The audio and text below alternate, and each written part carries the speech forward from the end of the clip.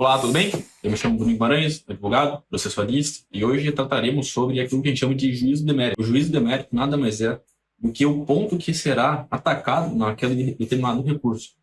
São juízos de mérito os vícios, ou melhor, erros de julgamento e de procedimento. Os erros de julgamento, eles estão atrelados aí a uma reforma da decisão judicial por meio do órgão colegiado. Já os erros de procedimento, acabam resultando na anulação daquele ato jurídico, e determinando, que os autos retornem à origem para que lá seja corrigido ou sanado aquele vício. O erro de julgamento é aqueles que contrariam a matéria de direito posto. Então, por exemplo, numa ação de busca e apreensão, temos o artigo 3º que diz que, desde que constituído imóvel, o credor fiduciário pode ingressar com a ação de busca e apreensão, caráter liminar, ou seja, decisão liminar. Todavia, se não há o requisito de admissibilidade, aquela decisão ela tem que ser reformada pelo tribunal, determinando-se a suspensão do processo de busca e apreensão. Ou seja, por meio de um recurso, apontou-se um erro de julgamento, apontou-se princípio da dialeticidade que a gente vai ver nos próximos vídeos, e nesse princípio da dialeticidade, ou nessa indicação desse vício, o tribunal, de fato, constatou, visualizou, vislumbrou a ocorrência de quê? Da não constituição da mora do devedor fiduciário, devendo a ação de busca e apreensão ser extinta, sem resolução do mérito. Ou seja, o erro de julgamento está relacionado ao direito, eu gosto de traduzir assim, ao direito material em si.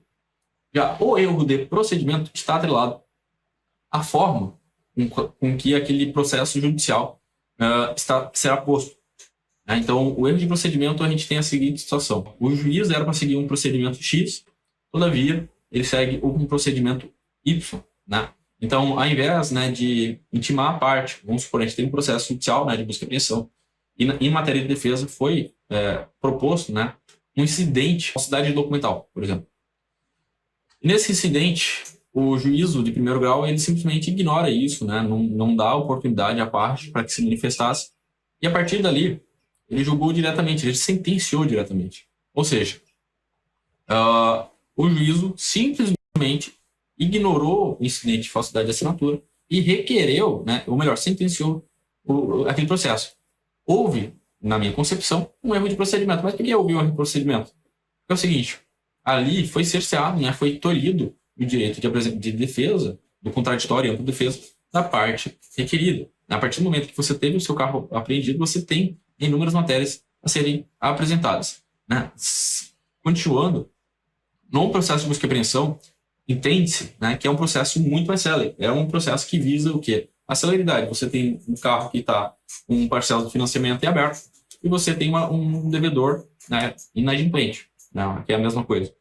E você quer o quê? Impedir que esse devedor inadimplente ele oculte o seu patrimônio, oculte aquele bem que será alvo da busca e apreensão. Ou seja, ele de fato, esse procedimento precisa de celeridade. Mas ele não pode, depois do veículo ser apreendido, tolher, impedir que o devedor fiduciário apresente as suas razões de defesa. Alguns juízes, eles têm errado o procedimento da busca e apreensão, não porque eles desconhecem a busca e apreensão, às vezes simplesmente por ignorar o próprio Código de Processo Civil.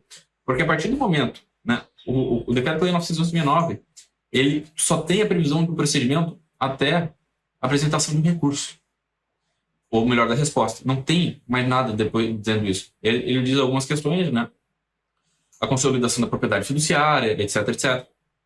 Porém, ele não veda a análise de outras questões no meio do processo. Ou seja, se ele não veda, tem a necessidade de se aplicar o restante do Código de Processo Civil naquilo que é omisso do Decreto-Lei 969. A partir do momento que o juiz impede que uma parte apresente determinada prova como finalidade de defesa, ou determinado procedimento com finalidade de defesa, ele está cerceando o direito constitucional da parte ao contraditório e da ampla defesa. Então, nós temos basicamente dois tipos de vício numa decisão judicial. Aquele vício que é relacionado à matéria, ao direito propriamente dito, e temos aquele vício relacionado ao procedimento, ao modus operandi que resultará numa cassação, uma anulação daquela sentença, daquela decisão judicial, e remetendo os autos à origem para que lá seja sanado aquele vício. Então, sem apontar algum desses tipos de vício, não há aquilo que a gente chama de confirmação do princípio da dialeticidade, de modo que o recurso não será conhecido. Então, sempre que for feita, sempre que você tiver interesse em fazer a interposição ou a oposição do recurso, aponte onde que está o vício de julgamento ou o vício de procedimento naquela decisão recorrida sobre risco, né, de não ter o seu recurso conhecido. Então a gente fica por aqui, a gente se vê numa próxima oportunidade e daremos início, né, à saga de 9 princípios recursais na matéria de recurso, obviamente. Tá? A gente se vê na próxima. Tchau, tchau.